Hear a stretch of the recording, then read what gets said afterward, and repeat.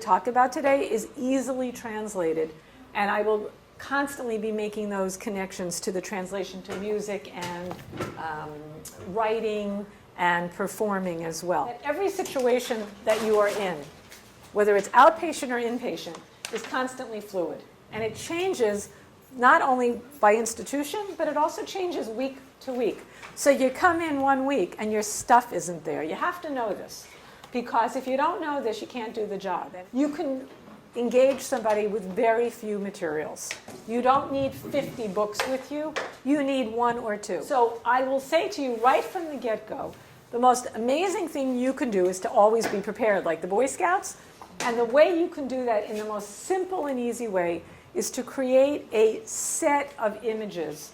And I think that's an amazing way. So just images. And we will talk more about that on Friday, of how to use images to get people to connect to themselves and to you. And to, again, I keep using that phrase all the time, to open the door and let the world fall away. And that's critical. And then the other thing to do is to have a set of art cards.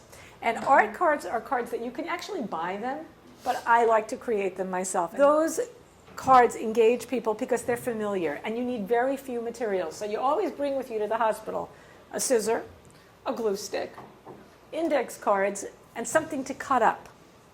Okay, so that if everything else is gone, when you get there, by some bizarre reason, and it's happened, you'll have something to do, because there's nothing worse than not being prepared. And those images also are fabulous writing prompts.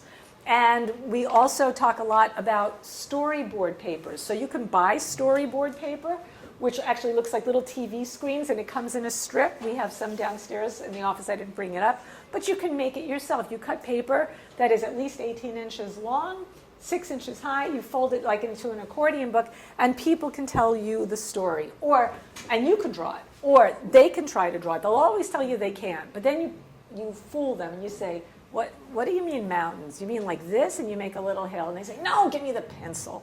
I'll do the mountains. So that's the emergency kit. And that's, I think, always a good way to start. Some of you in a hospital setting will have an art cart, similar to our art cart. This art cart comes from a restaurant supply down the street. It was $50. It's lightweight. It maneuvers well. And for some artists, we do purchase this. But most artists have no place in the hospital to store things. Even if they are a writer in residence, you still need to store stuff. But the number one thing and you will report back to me, that I tell artists is I don't want to see artists carrying their things in a tote bag, because nobody can see what you have. If there is no art cart, and if you have very limited space, what I recommend is this technique. This size box, this is a Rubbermaid one, but this is a more expensive one. You don't need this. You can buy the Sterilite ones that Kmart sells, but it's this size. And the reason I like this size, if I can get the cover off, you see, I can't even get the cover off on the Rubbermaid because it's so good. Crack going there in the bottom. I know, I have crack. Okay, so the Rubbermaid one comes with an instant lap desk, right? But it's got ridges. So what I have the artists do who use these, which I don't think anyone is currently doing this because most people have a better situation, but we cut a mat board that fits in here. And that mat board can be changed between patients. So that, that's the surface, and it fits right in, and you could tape it down with the blue tape or with white artist tape. People love real things, even when you work with kids, and again, we do have several programs in pediatrics. The stuff of life and things that people recognize and they can figure out how to use at home is really exciting to them. So like if you give a kid a roll of duct tape as a birthday present, it's like the best present you can ever give them. So adults feel similar. They look at the blue tape and say, oh, I have blue tape at home. It's in the shed or it's in the garage. So you cut that, and that becomes your desk that you're going to work on. And I always recommend, if you are in the bed, that you use a chuck underneath them, and those are those rubberized plastic pads that go under your bottom when you're in the bed. But this also works really well in an outpatient setting, because if they're in an infusion chair, or they're in the radiation waiting room, you're sitting on a regular chair, and they don't have those little tables often in those spaces. So this fits, if the chair has arms, it fits right on top, and if it doesn't, it fits right across your lap, so it's the perfect size. So what I recommend doing is to have at least 2 or 3 of these that you keep if you have the space. If you only have 1 of these, what you're going to do is fill it each time, each week. You don't have to fill it between patients, with at least 2 different sets of materials.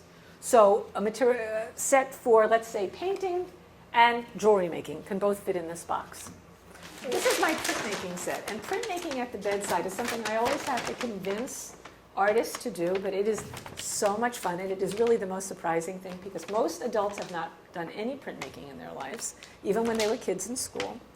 And it is a little bit messy, so that's a little bit exciting. You've got your cover here, right? That's going to be your surface that you're going to work on. And you're going to get what's known as a plate, which is a piece of plexiglass. And you can get a piece of plexiglass any place. You can take it out of an old picture frame. You can get it cut in a shop. You can do whatever you want with, however you get it. But you need to file the edges down because, you know, if even plexiglass is sharp on the edge. Or if you cannot get it filed down, you put tape around the edge. That becomes your printing plate. For those of you who are not visual artists, this is a really fun process. And then what you do is you have a baking sheet. You know what a baking sheet is, with a little lip on it, or even a baking pan. And that's what's going to contain your ink, so it's not going to make a mess. And you're going to use water-based ink. Okay, now it is really critical that you use water-based ink because oil-based ink, A, is toxic, it smells, and it doesn't come off of anything. And it also dries so fast, unless you activate it in a different way, which we can't do in the hospital, that you can't really use it. So you're using water-based ink, and this is another type of water-based ink. And what you do, so here's my baking pan, and you squeeze a little of this in the baking pan, and you say to the patient,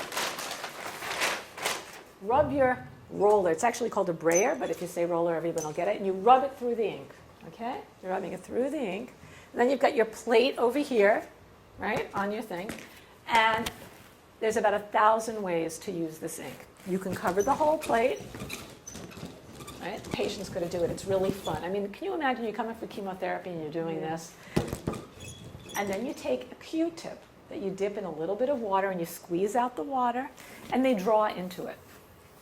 So that then when you lay the paper on top of it, and you either rub your hand over it, or you use a spoon, and you rub to get the image.